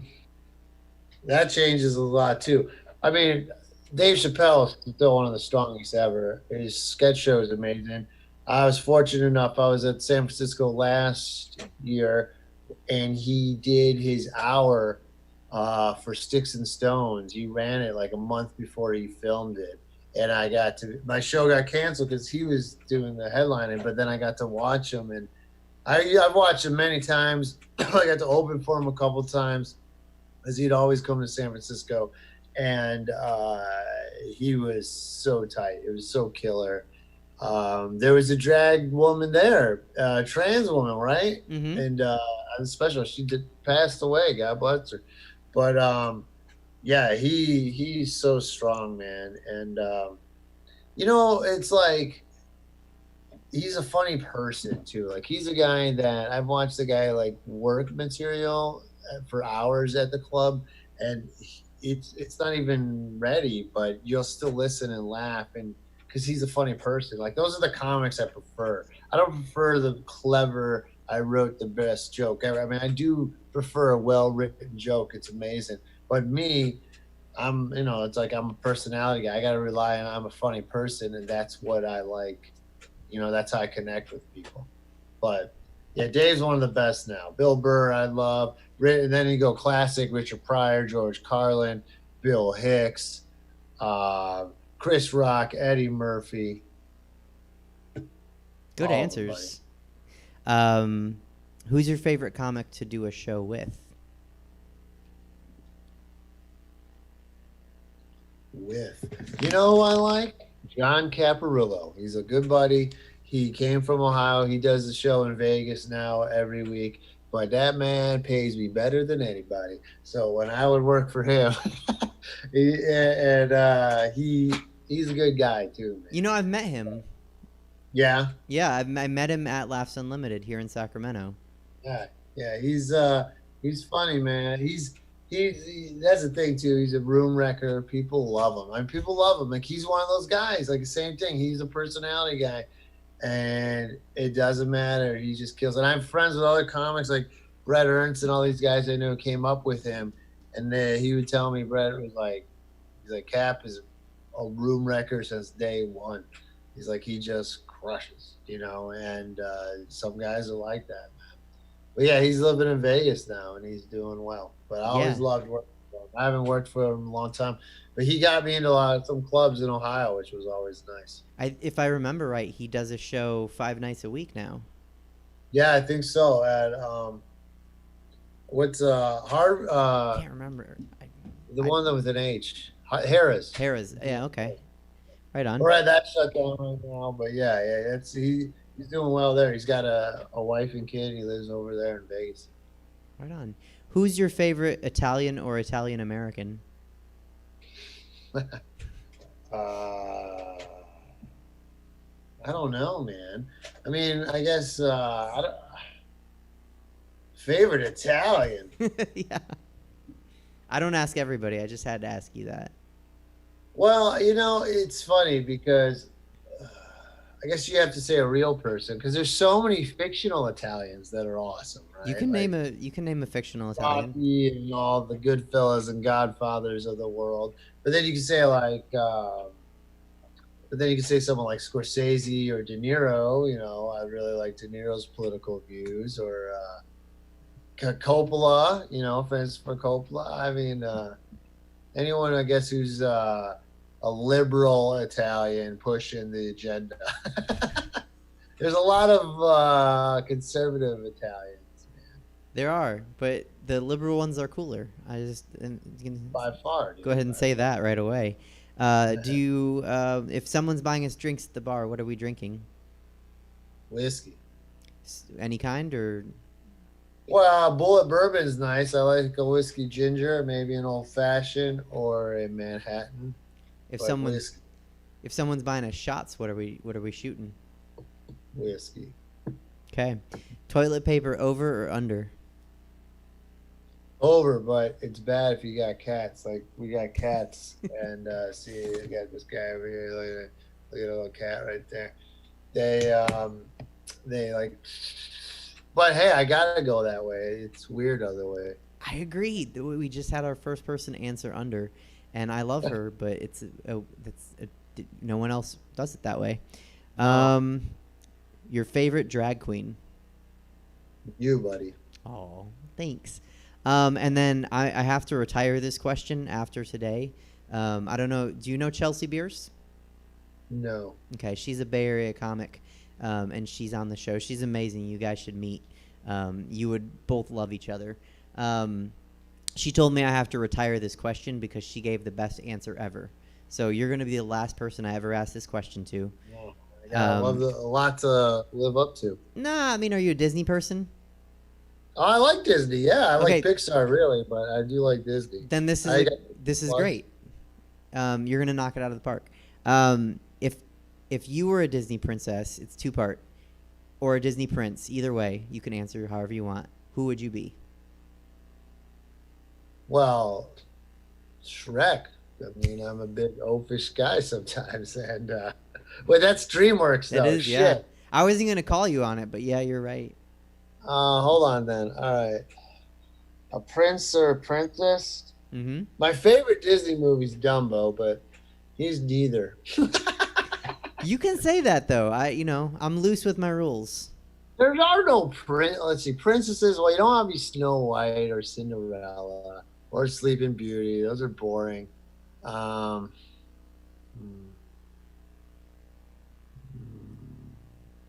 don't know, man. I don't know enough. I have to see a list. Ariel, I don't want to be her. No, no. Well, okay. What's that? Who was the good answer? What was the best answer? Well, so the best answer is for the second part. But I'll say if you come up with an answer and you ever want to come back on the show, you're more than welcome. Well, no, dude. I gotta come up with it right now. So wait, what's my options? What's the princess options here? All of them. They all count. Or give me what's their names? Well, man, there's so many. There's okay, I got one. Okay. What about the girl from Toy Story? The like Little Bo Peep? No, the cowboy girl. Oh, Jessie. Yeah, Jessie. Okay. Princess. Yeah, that counts. Okay. What So what's the the best answer? say that again. What was the best answer? So the best answer is to the next part of the question, and it's which Disney princess am I? Do you want to hear the answer that was given before you answer or after? Yeah, what was the answer given? The best answer that's been given is Ariel, but Ariel specifically when she's coming out of the water and can't walk and doesn't know how to be a human being. That's pretty funny, dude. Yeah. That's pretty good. Yeah, I don't know enough of the princesses. All right, that's fine. It's been a while. I mean, I watched 101 Dalmatians the other day, but there's no princesses in that one. No, but sometimes you meet people and you're like, oh shit, you're Cruella de Vil. Definitely. But she's not in it as much as you think as the original. She's not in the original that much. Really? Yeah, watch the cartoon again. You're like, she's not very much in there. I mean, when you have somebody that wants to murder animals, I guess Yeah, you you don't use need them her in there. sparingly. You don't need to overuse it. It was 1961 that came out. Wow. Crazy. My last question for you is when all of this is over, restrictions are lifted, what are you looking forward to the most? Probably just performing for a live crowd and eating good restaurant food. Yeah. So I've been cooking my ass off and I love it, but it'd be cool to try something I don't make, you know? Yeah, but your food looks good. I'll say that. Oh, well, thanks, buddy. No, it's good. It's good. But I want to do something that like I'm not going to make or maybe like mussels or something or, pulled pork, smoke it. I don't have a smoker or anything like that. Right. Someone get this man some delicious food that he can't make. Yeah. Some poke. Maybe I'll get into, I've been watching a lot of Triple D. Maybe I'll get into some poke. Yeah. Like Sushi. I really want sushi. That's something I really love that I can't ever have at my house. Well, if anyone's watching and they want to make you a happy person, now they know how. There you go. Send me a sushi burrito. Yeah. Sal, that's all I have. You're welcome to come back anytime. You know I love you. I'll have to message you a thank you. Again. It's always fun seeing you. And I'll definitely let you know next time I'm in Sacktown. Please do. All right. Have a good night. You too. Stay Thank safe. you. Yeah, buddy. Thank you. Bye. Bye. That was Sal Calanni, Appears and Queers, and you can hit him up on his Venmo if you want. Make sure you see him when he comes to your city. He's another don't miss comedian. He makes everyone happy, like we covered across the continent with his jokes. So catch him in person live when that's a possibility again. And sorry for going so long on the show. It was a good show with good guests. We're going to fit in David Shapiro still. We still have him on the line. He's been waiting patiently, so I guess we'll get to him. David, can you hear me? Hey. Hey, there's a lot of riots in Yes. Sacramento. Yeah. Were you in them? No. They were crazy, though, right? Yeah. So what are we doing this week for our segment? Well, so I wanted to... Terrible things are happening across the country right now, and it reminded me... I wanted to make... to everyone's saying everything, and everyone has advice for everyone, but I think it's important to remember to cut the bigots out of your life. Don't leave space for them. I mean, there's so many other things people can do and so many other things people can say, but we can't tolerate bigots anymore in our lives. There's no space for racism from an uncle, or sexism from a cousin, or homophobia from a grandparent, or anti-Semitism from a neighbor, or xenophobia from a coworker, or any combination. We just can't have that anymore. and there's certainly, like I said, there's a lot of other things people can do to fix the situation, but I think it's important for the people that are good people not to tolerate the bigots anymore. Is it that easy though? Can you just cut someone out of your life? I mean, I'm lucky. Everyone in my family is not a piece of shit. But I do remember in 2016, Philando Castile, a black man in Minnesota, was murdered after being pulled over by a police officer. And he didn't do anything wrong. He was just driving, and the police officer shot him after pulling him over. And that came back to me this week because of obvious reasons. Minnesota and a black man being murdered seemingly systematically just because he can. But I was actually, when the news made national news that week of that story, I was visiting my in-laws, and my mother-in-law was watching the news, and she said that, I can't remember if she said an unsavory slur or if she said that man, because it almost was, the shock of what she would have said was almost washed away by what she said next, which was that man deserved it. And my wife and I reacted like, what the fuck did she just say? Because we didn't know she was wildly racist to say that, and she was watching Fox News, and she sees a black man get murdered by the police on TV, and she assumes that he deserves it? Obviously I don't have a relationship with her anymore because I'm divorced, but I wouldn't be able to. Because that's not like, that's not like just only having white friends. You're actually condoning the killing of another human being because they deserved it, because you believe it, I don't know, based on their skin color, or because Fox News tells you to believe it. Like, I'm not sure why she said that, but my relationship with her ended shortly thereafter, and had it not, I would have anyway. I don't want to leave room in my life for, any crazy bigot like that. Heavy stuff this week, David. Very serious. Anything? Well, I wanted to tell you and your viewers and anyone else watching the show, all the people helping the show and contributing to it, to be safe. Don't do anything crazy. Yeah, no, you be safe too. I don't know what I'd do if something happened to you. That's fair. I do stupid things sometimes. Yeah. You do really stupid things. Well, if it's okay, I'd like to just end with a observation, maybe joke that I've noticed during all this. Not Please. To make light of anything else I've said, but okay. So all the people that were complaining about not being able to get their hair cut or styled or dyed or whatever, and they were protesting, that's passed now. It's legal to do that again in California and other states.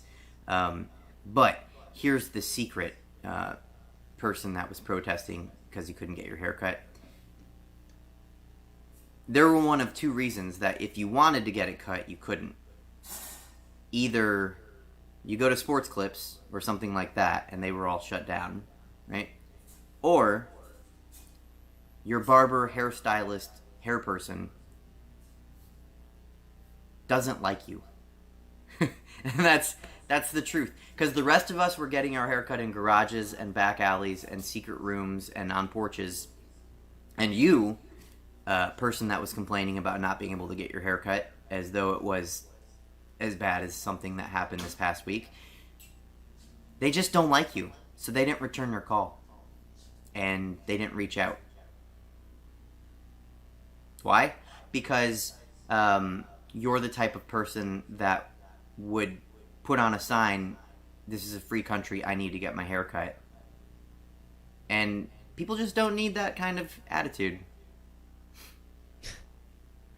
That's a good observation. Maybe not a good joke. Yeah, you should learn I how to like write a it. joke. Yeah, well, I think that's it, really, for me. I do want to tell people, I think it's great to peacefully protest, but watching the riots last night in Sacramento, there were a lot of people doing it, not because of what's going on. You could just tell there were some people just doing it for fun, and I guess if you're I don't know. I haven't really formed my thought about this. It's important to stand with the people that need to be stood with. It's important to stand with people and fight for equality and rights and life and freedom. But rioting because it's fun, I definitely saw some of that. And I fear that the wrong people are going to get blamed when people are spray painting buildings. You know, I don't know. If anything, I guess I would say keep the same energy, crowds of white people. Keep this energy. Post this week. You know, hire a black person. Figure out how to help going forward. Book a brown person in your show. You know, respect a woman. Keep this energy going forward. Don't lose it because it's not the buzz moment of the week. Unfortunately, this sort of thing happens every day in the lives of black people, and people need to know that it just wasn't this past week. Okay, you went back heavy. Oh, well, I'm sorry. It's what the world is out there. So be safe. Okay, you too. Yep. Thanks, David. All right. Take care, Suzette. Yep, you too. All right, guys, that was David Shapiro, actor, comedian, producer, whatever he's doing at the moment. And again, that was the show. Sorry we went long, but we had some great guests, and I just wanted to make sure to get to everybody today. So thanks again to Stab and to Jesse, the producer of the show. Couldn't do it without him. Literally could not do it without him. And we'll be back next week on June 7th with drag queen Brenda Ova and comedian Mike Mazzalotti. So make sure you join us. I'm going to go ahead and say we're going to be on time because we did it today and we can do it again. I can do it again. Jesse's always on time. So June 7th, 7 p.m., Mike Mazzalotti and Brenda Ova. See you then, and until then, have a great week, and please be safe.